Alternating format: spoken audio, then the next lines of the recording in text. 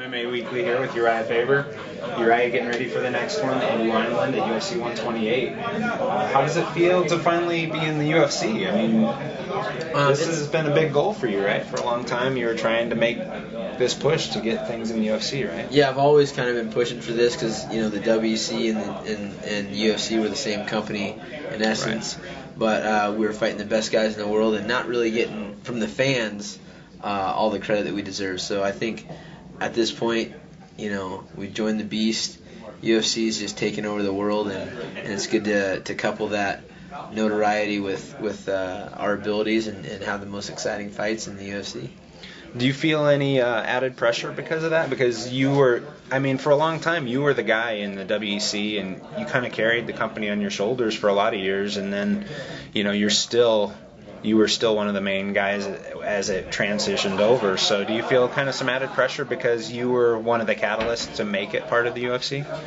No, I don't really feel like pressure in any sense. I just do my thing, you know, and I've been a guy that stands out, and I plan on doing that in the UFC also. You know, I'm going to fight, you know, with heart and be wild out there and have a lot of fun and win.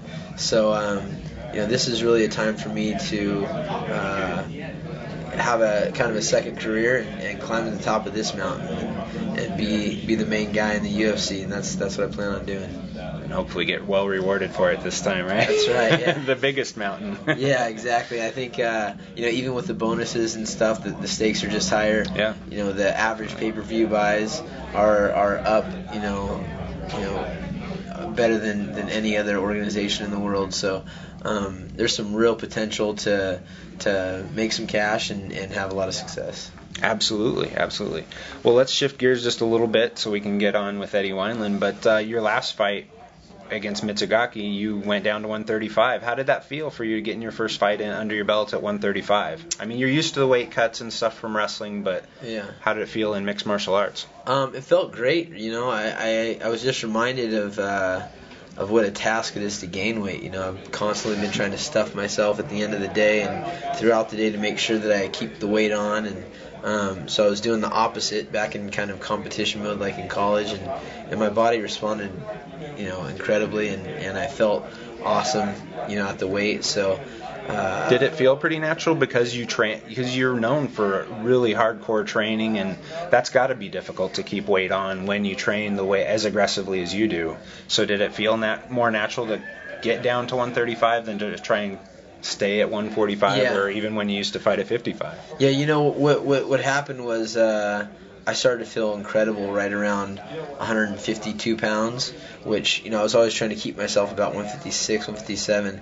So my best weight where I'm full eating all the time is about 152, 153 when I'm in great shape, and then it's a big cut from there, you know, just being smart. So I've always been known for being a great, you know, diet guy, and in college I was a big 133 pounder. I did that for 5 years, 6 months out of the year. You know, you weigh in for an hour. You get to compete like an hour after you weigh in. So this is really nice. So this is a luxury, having a whole day to recover. Yeah, having a whole day to recover is just like, you know, I've never really experienced it, and I just feel like I've got every advantage to win at this weight. So how do you feel going into this fight with Eddie Wineland? I mean, obviously you want to get back at Dominic Cruz. You want to take that shot at him with the title. But Eddie's been on a roll lately. He's really torn up the weight class since he's come back and strung a lot of wins together. Yeah, Eddie's fought some tough guys, and you know, no one that I don't think, you know, no one that made a real statement to me that he's beat. But right, you know, he's definitely a force to be reckoned with. I mean, he's got dangerous hands, and he's pretty good at everything else, but very aggressive. Yeah, he's very wild aggressive, style. and you know, comes to fight. So you always have to be aware of that. But I mean, my thing is that I'm good at everything in the sport. You know, I'm good at the ground game, I'm good standing up, I'm good, you know, in the transition periods. I'm good at being creative and facing adversity, and I don't quit. So I'm going to find a way to win, and I'm going to try to make sure that I make a statement. How do you feel with the crowding in your division? Because you've got a lot of buddies there at 135, man. Sooner or later, you guys always seem to keep winning. So sooner or later, you guys are probably going to be faced with that question of Will you or won't you? Is that just something that you're going to face when it comes up? Yeah, I mean, we've kind of made a statement that we don't want to fight each other, Joseph and I, right. And we'll do our best to make that happen. And I mean, it doesn't make much sense for me to fight Joseph because I do this because I love the sport. I don't do this, for the money or anything like that. It's about having a great time, and there's nothing about that fight that would be fun for me. So.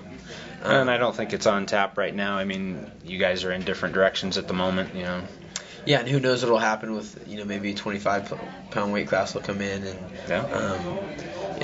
that'd be a hard thing for Joseph to go down to 125 because he's ranked number 2 in the world at 135 right now. So are you guys going to draw straws and see who has to go down to 125? I will not be going down to 125s, but I plan on getting the belt, having some real big super fights there, and then maybe looking for some super fights in other divisions also. I'd like to maybe go back up eventually and re-challenge at 45s and maybe have a super fight at 55s.